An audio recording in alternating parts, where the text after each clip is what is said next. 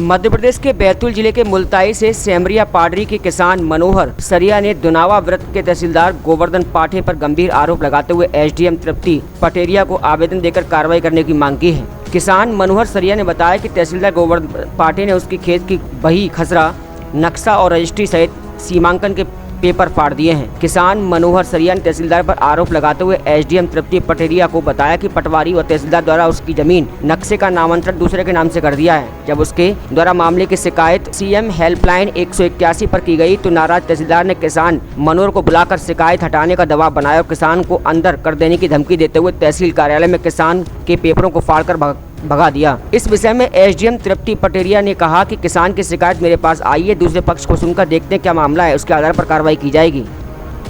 और सरिया सब जात का चमार हूँ मैं।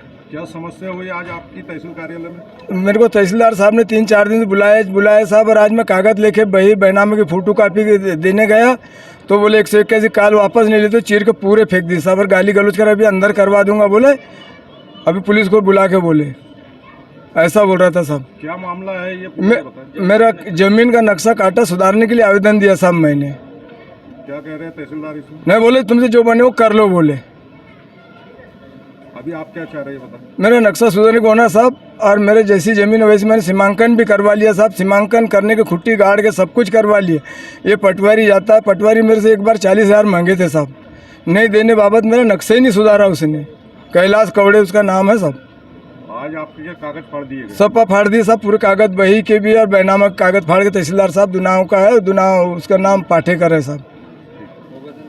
अभी आप अनुविभागीय अधिकारी महोदय से मिले तो उनका क्या कहना है इस संबंध में? उन्होंने कहा है कि हम इस पे तत्काल संज्ञान लेंगे और जो तहसीलदार के द्वारा ये कृत्य किया गया है, जो लीगल डॉक्यूमेंट्स फाड़ने का काम किया गया है, उन्हें बुलाकर यहाँ पूछताछ की जाएगी और आम आदमी पार्टी के द्वारा इस पूरे मामले को कलेक्टर जी के संज्ञान में लाया जाएगा। और जब तक कि इस पे कार्रवाई नहीं होगी हम यहाँ पे लगातार इनसे बातचीत करते रहेंगे और इन्हें विवशतापूर्वक इस पे कदम उठाना पड़ेगा, क्योंकि हम यहाँ पे लगातार 1 से 1.5 वर्षों से देखते आ रहे हैं कि जो यहाँ का प्रशासनिक व्यवस्था है, ये प्रशासनिक अधिकारी है, वो निरंतर लोगों से अभद्र व्यवहार करते आ रहे हैं, उन पे जाति सूचक गाली गलौज करते आ रहे हैं, जो कि बहुत ही निंदनीय कृत्य है। ये बहुत बड़े बड़े अधिकारी है, हम एक तरफ इनका सम्मान करते हैं, लेकिन यही अगर आम जनता के साथ इस तरीके की निंदनीय कृत्य करेंगे या जाति सूचक इन्हें अभद्र भाषाओं का प्रयोग करेंगे तो ये बहुत गलत है।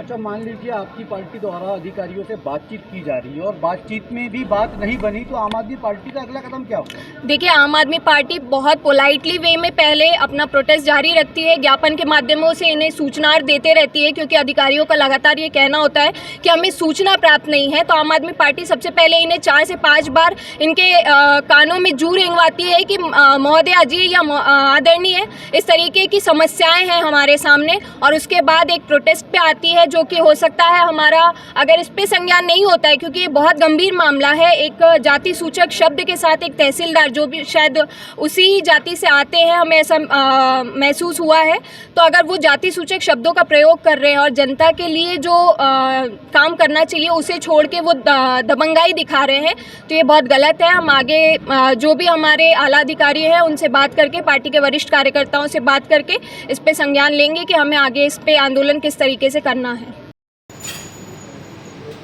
जो तहसीलदार दुनावा पे पेपर फाड़ने के जो आरोप लगे मैम, इस पे क्या कार्रवाई होंगी ये बताएं। ये जानकारी अभी मेरे संज्ञान में आई है और आवेदक से भी मेरी चर्चा हो गई है। अब इसमें मैं दूसरा पक्ष भी सुनकर उस पर जो भी वैधानिक अपन कार्रवाई कर सकते हैं वो कार्रवाई करेंगे। Thank you.